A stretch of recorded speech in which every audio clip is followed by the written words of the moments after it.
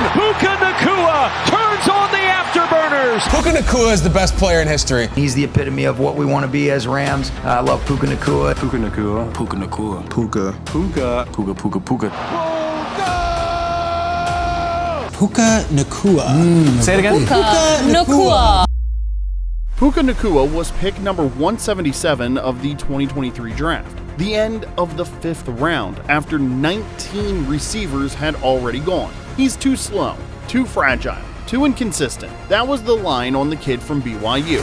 He was never supposed to be more than a project, a flyer who might, maybe, one day figure it out. But when injuries hit Los Angeles, that project got thrown straight into the fire, and instead of burning out, he hit the league on fire. Lofting, end zone, Nacua, he's got it! Touchdown, Rams!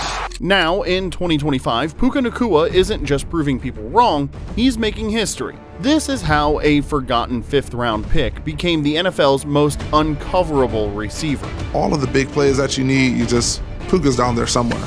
Week 4, 2025 at Lucas Oil Stadium in Indianapolis. The Colts defensive unit had one goal: stop Puka Nacua. They didn't come close. 13 catches, 170 yards, and a 4th quarter touchdown that tied the game and kept the Rams alive. Looking, throws, Nacua with the catch and the touchdown! Oh, and he did it by hauling in 87% of the 15 targets that came his way. Now, that's more than just solid production. It's pure dominance over your opponent, and when you can dominate like that, even when the guys across from you know exactly where the ball is going, it becomes soul-crushing for a defense. And here's the kicker: that game was anything but a fluke. Through 4 games, Nacua had already racked up 42 receptions. That's 15 more than any other player in the league, and his 503 yards were a full 101 more than the next closest receiver. According to Yahoo Sports, Puka's the only player in NFL history to top 500 receiving yards in his team's first 4 games, and he's already done it twice. First as a rookie in 2023, and again in the first quarter of the 2025 season. At this pace, he's tracking toward almost 180 catches and 2,100 yards, numbers that would obliterate every single season record the NFL has ever known. Those numbers are stupid ridiculous, but it's been a hell of a lot of fun watching him do it. Now, if you're shaking your head like we are at what this dude's been doing to pro defenses, hit that like and subscribe buttons, and let's keep it rolling. Here we go, boys. One play at a time. Reset, refocus, and free someone up. Now, if it seems like this dominance came out of thin air, you wouldn't be far off. And to understand it, you've got to rewind a bit to April 29th of 2023, day 3 of the 2023 NFL Draft. Puka Nacua sat at home in Utah, watching receiver after receiver get their call. Jackson Smith-Njigba, Quentin Johnston, Zay Flowers, Jonathan Mingo. Good, solid receivers, but aside from Smith-Njigba, not exactly household names at the time. Mixed in, there were some real question marks as well. Jalen Hyatt, Michael Wilson, Darius Davis. By the time the Rams finally took him as the final pick of the 5th round, nearly every other wideout was off the board. And the knocks on Puka's physical abilities came fast and not without justification. After all, he ran a 4.57 40-yard dash at his pro day. That's linebacker speed, not receiver speed, and he never had racked up more than 48 catches or even reached 1,000 yards in a season ever. Look into the end zone.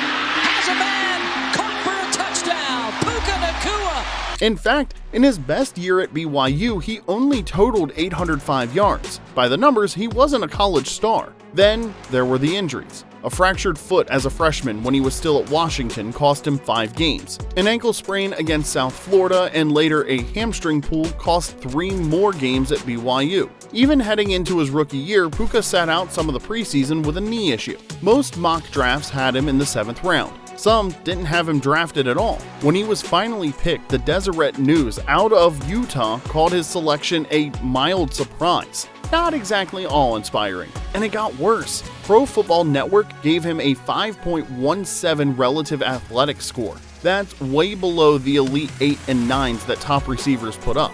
Overall, his combine score was mediocre at best. At 4.57, that ranked 34th among receivers tested. His vertical jump, broad jump, and agility were all fine, but never elite. This wasn't a can't-miss prospect by any stretch of the imagination. Nacua was a developmental piece that the Rams hoped could help on special teams. Hey, Puka, nice route, bud. Good job. He plays like that, it's going to be big body inside shot. Think about that. One of the 3 best receivers in the league right now, maybe even the best receiver, was picked to help out on special teams. The thing is, Puka Nacua's game has nothing to do with the numbers, because once he sets foot on the gridiron, he's damn near uncoverable. And when he gets the football in his hands, he goes on the attack, breaking tackles, ankles, and shattering any hopes DBs had of containing him for 90 minutes. So, when Cooper Kupp went down in Week 1 of 2023 and suddenly Sean McVay needed someone, anyone, to step up, when his number was called, Puka Nacua didn't just make the most of his opportunity, he literally started rewriting the NFL record books and began making fools out of defensive coordinators across the NFL. Just his ability to catch the ball. Whenever you need a big play, you always go to Puka. You see, there's only one critical metric that no stopwatch could measure, and that's football speed. What a player does once he gets the leather in his hands. At the 2023 Combine, while everyone fixated on Puka's average 40 time, next-gen stats caught something different. During the gauntlet drill, that rapid-fire sprint where receivers have to catch 7 passes across the field, Nacua hit 20.06 miles per hour. That was the fastest of any receiver there. The translation being he plays faster than he times. Much faster. How every NFL scout either missed or ignored this stat is a mystery, but it was real, and in 2025, the tape proves it. According to Pro Football Focus, Nacua ranks first among all wide receivers in PFF receiving grade through Week 4. Not top 5, first. He's also first in zone coverage receiving grade at 91.9, which means when defenses drop back trying to take away his short routes, he still finds the soft spots and moves the chains. He knows he's really special. You give him the ball in any space, he's going to hit this yak yardage. He's going to make these punishing carries with the ball once he has it. Against single coverage, Nacua registered an 81.4 PFF grade. In other words, he's winning one-on-one matchups like an elite receiver, which, as it turns out, he is. But here's the scariest part of Nacua's game, his efficiency. Last season, despite missing 6 games, Nacua led the entire NFL in yards per route run at 3.56. That's the 3rd highest mark since PFF started tracking that metric in 2006. Only Tyreek Hill in 2023 and Steve Smith in 2008 have been better. Think about that. Every time Nacua runs a route, the Rams gain more than 3.5 yards. That's not merely good, it's not even just elite for the guys he's compared to in the league now. It's historically elite. Then there are the tools that make this guy flat out uncoverable. His reliable hands, a monster catch radius, and his fearlessness over the middle. Watch when defenses try to bracket him or press him at the line. Puka wins almost every contested catch. He shakes free of even the stickiest DBs with his route precision, and he turns short gains into big plays with yards after the catch. Only Deebo Samuel is better at getting free with the ball in his hands after making a catch. Does that sound like a project to you? A guy whose game is still under construction? No, because unless you play for the LA Rams, this guy is a problem, plain and simple.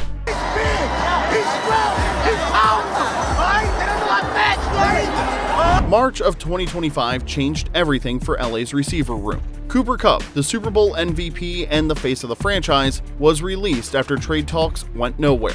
Kupp signed with Seattle, and the Rams signed Davante Adams to a 2-year, $46 million deal. The knee-jerk reaction to the signing was heavy skepticism. Fans and critics wondered if this would cut into Nacua's role or even drop him down to wide receiver 2, which, to be fair, was an overreaction of epic stupidity. Any team in the league would kill to have the Rams' problem with stacking another superstar. Oh no, another mouth to feed. And in Adams' case, a pretty big, pretty loud mouth with the skills to back it up though. But it didn't make a dent in Puka's production. If anything, it made him even more dangerous. Week 1, Nacua drew 11 targets. Week 2, 9. And in Week 3, Nacua racked up 11 catches for 112 yards against the Eagles, with 7 of them moving the chains. Then came Week 4, the statement game, against a Colts defense that game planned to take Puka Nacua out of the game. Matthew Stafford still looked number 12's way 15 times, and the dude caught 13 of them, including 1 for a touchdown. It was an absolute clinic.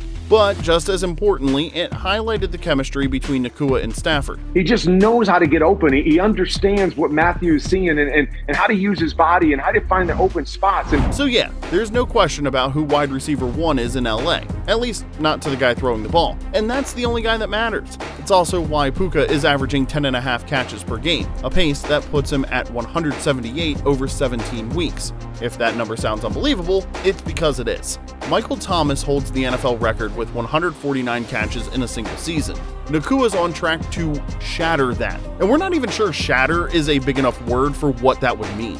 So what does all of this mean when you add it all up? It means that Puka Nacua might just be the best receiver in football right now. Teamwork, bro. Hey, run on the screen, kid. The stats certainly bear that out, and the kid sure as hell passes the eye test. It also means the expectations for the Rams are pretty lofty right now. As far as Nacua is concerned, this isn't about potential anymore, and it's not about proving the doubters wrong. Puka's made sure of that by being the most productive receiver in football through the first quarter of the 2025 season. The question now is, where does it end for the overall wide receiver 1? Let's do this.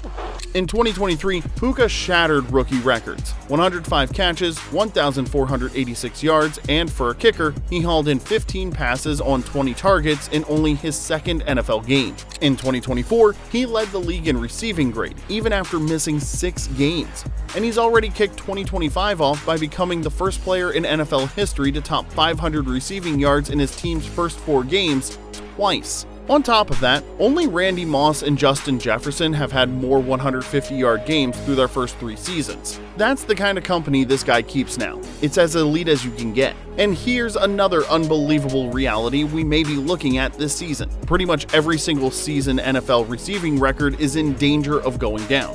Most catches, most yards, most first downs, all of it. That's what we're talking about here. That's what Puka Nacua brings to the table. Everybody got to get off the railroad tracks when the train comes through. From pick 177 to record breaker, from project to problem. That's this kid in a nutshell, and he's just getting started. He came out of BYU as a 5th-round afterthought. He broke rookie records when Cooper Kupp went down. He led the league in efficiency despite injuries in year 2, and now in year 3, he's the most dominant receiver in football.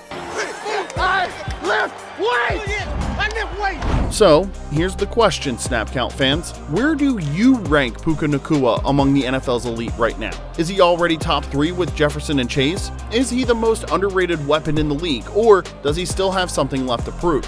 Drop your take in the comments section below. Hit like if you're riding with Puka as a top 5 receiver, and subscribe to Snap Count for all the NFL stories that go deeper than the highlights. Because like Puka Nacua, we're not here to meet expectations, we're here to shatter them. This is Snap Count. We don't just follow the game, we break it down so you don't have to.